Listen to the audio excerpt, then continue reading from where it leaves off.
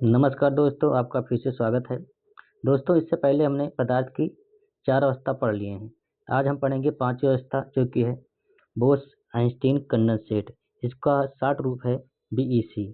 Short रूप क्या है? बीईसी। तो यह अवस्था हमें कब मिलेगी? यह अवस्था हमें तब मिलती है जब हम बोसान को क्या करेंगे? परम शून्य ताप तक ठंडा करते हैं, तो हमें बीईसी मिल जाती है। तो इस अवस्था में क्या होता है ना, बोसान के जो अधिकतम कण है वो न्यूनतम क्वांटम अवस्था में आ जाते हैं। अब आप सोचेंगे न्यूनतम क्वांटम अवस्था क्या है, तो ये क्वांटम फिजिक्स का चैप्टर है, इसको ज़्यादा पढ़ने की जरूरत नहीं है। आप याद रखना कि न्यूनतम क्वांटम अवस्था में आ जाते हैं। इस कंडीशन में पदार्थ जो है ना, वो अर्धचालकता और अतिप्रवाहता का गुण रखता है। मतलब द्रव की सान्यता जीरो हो जाएगी। मतलब अगर बीईसी जो बोस आइंस्टीन कंडेंसेट एक बार जमीन पे गिर जाए तो रुकेगा नहीं, वो बहता रहता है और ये सुपर कंडक्टर की तरह भी कार्य करते हैं। जैसा कि हम जानते हैं कि परम शून्य ताप का मान 0 केल्विन या -273.15 डिग्री सेल्सियस होता है। ठीक, तो परम शून्य ताप को आपने पता कर लिया कि क्या होता है। तो मैं आपसे पूछ रहा हूँ कि ताप का SI मात्रक क्या है? डिग्री सेल्सियस है या केल्विन? आप बताइए, ताप का SI मात्रक क्या है? कमेंट करना। ताप का SI मात्रक है केल्विन। ठीक है।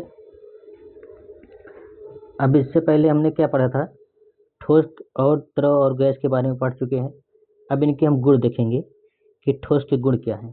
ठीक, तो ठोस के गुण हैं, ठोस में क्या होता है कि इनके बीच जो होता है अंतराणविक स्थान बहुत कम होते हैं। मतलब ये जो अणु है ना, ये बहुत करीब, बहुत पास पास में रहते हैं। इनके बीच जो एक अणु से दूसरे अणु के बीच की जो दूरी है, ये बहुत कम रहती है। मतलब इन्हीं जो अणुओं के बीच की दूरी होती है ना, इनको बोलते हैं अंतराणुक स्थान।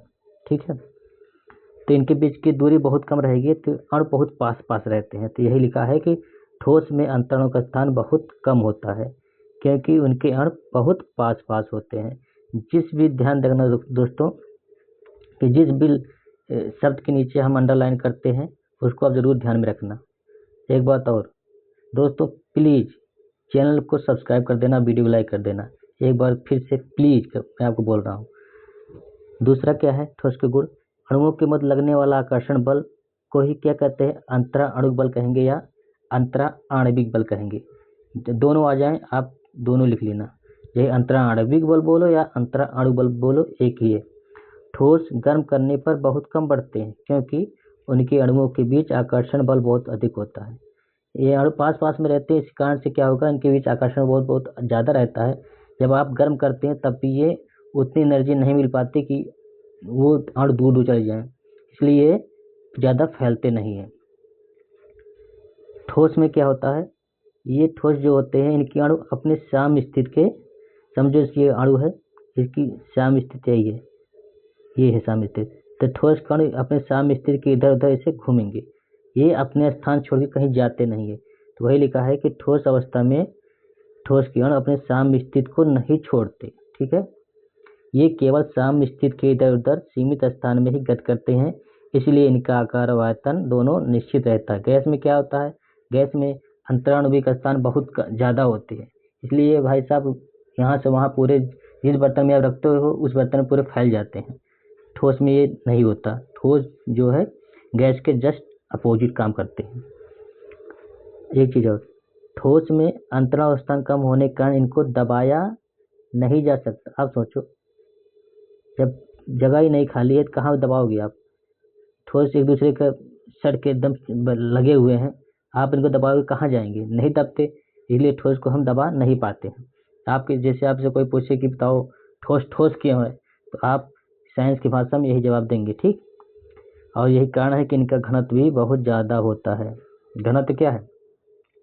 घनत्व होता है द्रव्यमान बटे आयतन। घनत्व बराबर द्रव्यमान बटे आयतन। ठीक है,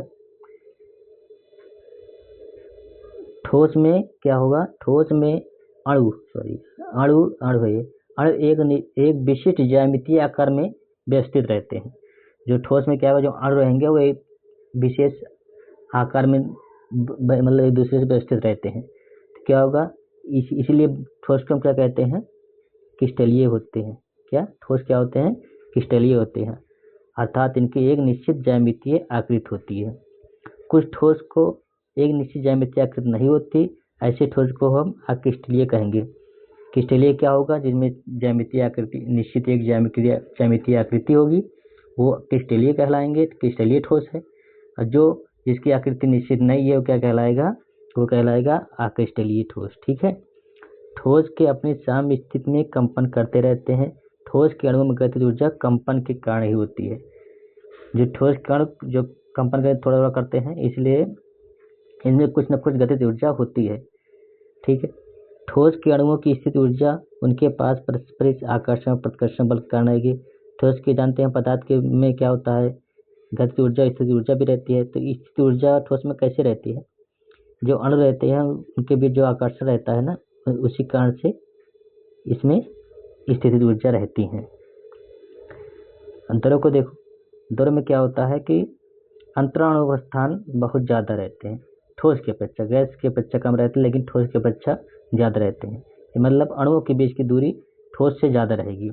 तो क्या है, इसमें ठोस की अपेक्षा अधिक अंतराणु का स्थान होते हैं। अणुओं के मत आकर्षण बल ठोस की अपेक्षा कम होते हैं। रीजन क्या है, रीजन यह है कि अणुओं के बीच की दूरी ज़्यादा है, तो इसलिए आकर्षण बल भी कम लगेंगे। हाँ, अंतराणु का स्थान अधिक होने का द्रव को ठोस की अपेक्षा अधिक दबाया जा सकता है। आपको पहले बता दिया कैसे दबाया जा सकता है, कैसे नहीं। मतलब जब दूरी ज़्यादा है, अभी मतलब जगह है, तो आप दबाओगे तो अणु पास पास आ जाएंगे। और उसमें क्या था, ठोस में थे, अणु पास पास से कहाँ जाएंगे वो, इसलिए नहीं दबते थे। द्रव के अणुओं के मध्य आकर्षण बल कम होता है, इसलिए इन अणुओं के बीच अधिक खाली स्थान होने के कारण इनके मध्य गति अनियमित होती है। ये जो अणु हैं, ये चाहे इधर जाएं, कहीं भी जा सकते हैं, क्योंकि इनके बीच जगह है, इसलिए अनियमित गति करते रहेंगे। और ठोस में क्या था, एक ही कहीं जगह खाली है, वही उधर इधर वो अपनी साम्य स्थिति से इधर उधर घूमते रहते हैं।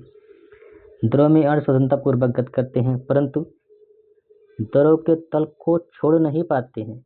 यही कारण है कि द्रव बहते हैं। सोचो, आप पानी को जमीन पर गिराए, समझो जमीन है, पानी जमीन पर गिर गया, ठीक है, ये ऐसे बहेगा क्योंकि ये तल को छोड़ नहीं पाएंगे, इसलिए बहते हैं। ठीक, इनके अणुओं की गतिज ऊर्जा ठोस की अपेक्षा अधिक होगी, बिल्कुल, क्योंकि इनके गति करने के अणुओं को गति करने का स्थान ज़्यादा है, ये फ्री है, ज़्यादा तेज गति कर सकते हैं, तो इसलिए इनकी गतिज ऊर्जा ज़्यादा होती है। गैस में क्या होगा, गैस में क्या होगा, गैस में देखो, हाँ गैस के अणुओं के बीच लगने वाला अंतराण्विक बल नगण्य होता है। मतलब ये इतनी दूर दूर पे रहते हैं अणु गैस के, ये यहाँ एक यहाँ है, एक यहाँ है, इतनी दूर दूर पे हैं ये दोनों एक दूसरे से, इनके बीच जो बल लगता है, आकर्षण बल, वो बहुत कम लगता है, इसलिए हम नगण्य मान लेते हैं। क्या करें, ये पूरे आजाद परिंदा रहते हैं, ये इधर उधर घूमते रहते हैं। समझो जो बर्तन है, तो ये बर्तन से जाके टकराते रहते हैं, पूरे बर्तन फैल जाएंगे। चाहे जो बर्तन में आप रखेंगे गैस के अणु पूरे बर्तन में फैल जाएंगे, क्योंकि उनके बीच आकर्षण बल बहुत कम है, वो घूमते रहते हैं रजक तरह और अनियमित गति करते हैं। गैस के अणुओं की चाल ध्यान दें, ठोस और गैस की अपेक्षा अधिक होती है, इसलिए इनकी जो गैस की गतिज ऊर्जा होगी अणुओं की, वो ठोस और द्रव की अपेक्षा बहुत ज़्यादा होती है। ठीक है। गैस के अणु बर्तन की दीवार से टकराते रहते हैं, भाई घूम रहे जा रहे हैं, जहाँ टकराएंगे, यहाँ टकरा जाएंगे, यहाँ टकरा जाएंगे, यहाँ टकरा जाएंगे, तो क्या होगा, ये टकराते हैं तो दाब पड़ता है बर्तन के दीवारों पर, तो इसी को क्या कहेंगे हम, गैस का दाब कहते हैं। अब देख लेते हैं, एक हेडिंग है वाष्पन। वाष्पन देख लो, वाष्पन क्या है, द्रव के अणु अनियमित रूप से गति करते हैं, हमें पता ही है, आपस में टकराते रहते हैं, टकराएंगे, जहाँ अनियमित गति कर रहे हैं टकराएंगे, ये इधर टकरा जाएंगे एक दूसरे से, टकराते रहते हैं, जिससे कुछ अणु की गतिज ऊर्जा बहुत अधिक हो जाती है, कुछ की बहुत कम हो जाती है। समझो ये अणु ये है, एक अणु ये है, ये दूसरे टकराने, समझो ये इसकी ऊर्जा ले लिया, इसकी कम हो गई, इस वाले की ज़्यादा हो गई, पहले वाली ज़्यादा हो गई, दूसरे वाली कम हो गई, तो क्या होगा, ये जो है अधिक ऊर्जा इसके पास हो गई, एनर्जी हो गई इसके पास। अब क्या सोचेगा, चलो मैं बाहर चलता हूँ, क्या करेगा, दरों की जो सतह है इसको ये पार कर जाएगा, दरों की सतह को ये पार कर जाएगा। तो क्या होगा, ये जो अणु है पार कर गए तो क्या होगा, आप यही जो क्रिया होती है ना कि टकरा के आपस में टकराए अणु, उसके बाद एक को ज़्यादा एनर्जी मिली, वो दरों की सतह को पार कर गया, ऊपर उठ गया, भाग गया। तो यही क्रिया क्या कहलाती है, यही क्रिया कहलाती है वाष्पन। वाष्पन क्रिया में क्या होता है ना, किसी भी ताप में हो सकती है, आप ठंडी में देखो तब, गर्मी में देखो तब, ये कोई भी ताप होगा, प्रत्येक ताप पे ये होती रहती है, क्योंकि ये टकराते हैं आपस में तब हो रही है, इसके लिए किसी ताप की जरूरत नहीं है। बस क्या है कि अगर ताप देंगे, ज़्यादा टकराएंगे, ज़्यादा एनर्जी मिलेगी, निकलते रहते हैं ज़्यादा। ठीक है, तो वाष्पन की क्रिया प्रत्येक ताप पे होती है, इसको आप याद रखना, मतलब वेरी इंपॉर्टेंट है। वाष्पन की क्रिया प्रत्येक ताप पे होते रहते हैं। वाष्पन क्रिया में ऊष्मा का होना ही अनिवार्य नहीं है, मतलब आपसे पूछे कि अगर हम ऊष्मा नहीं देंगे तो क्या वाष्पन क्रिया होगी कि नहीं होगी। तो वाष्पन क्रिया आप ऊष्मा दो या ऊष्मा ना दो, हमेशा होती रहती है। देखो ठंडी में क्या होता है, आप कपड़े साफ करते हैं, छाया रहती है, लेकिन तब भी वो सूख जाते हैं, क्यों, वाष्पन क्रिया के कारण ही सूखते हैं। जो अपना मटका होता है, मटके में पानी ठंडा भी जो होता है वाष्पन क्रिया के कारण ही होता है, क्योंकि जब वाष्पन होता है तो जो ज़्यादा एनर्जी के, जो ज़्यादा पावर के अणु रहते हैं वो तो ऊपर निकल जाते हैं, जो कम एनर्जी के रहते हैं वो अंदर रह जाते हैं, तो वही तो अंदर रह जाते हैं, उनकी एनर्जी कम हो गई है तो हो जाएंगे ठंडे, इसलिए हमें मटके का पानी क्या लगता है, ठंडा लगता है। तो उदाहरण देख लेते हैं वाष्पन के, वाष्पन क्रिया का उदाहरण देख लो। वाष्पन क्रिया का उदाहरण नमक का बनना, नमक को हम जब सुखा के बनाते हैं ना समुद्र से, तो वाष्पन क्रिया से ही बनाते हैं। मटके का पानी ठंडे होना, ठंडी में कपड़े का सूखना, ये सब क्या है, वाष्पन के ही उदाहरण है। ठीक है दोस्तों, आई होप वीडियो अच्छा लगा होगा, क्लास अच्छी लगी होगी। अभी मैं नया ही हूँ, थोड़ा पढ़ाने में दिक्कत होती है दोस्तों, धीरे धीरे प्रैक्टिस हो जाएगी तो अच्छी तरह पढ़ा लूँगा। मिलते हैं अगली क्लास में, नई क्लास में, इसी के आगे पढ़ाएंगे क्लास। जय हिंद, जय भारत। तो सपोर्ट करना दोस्तों।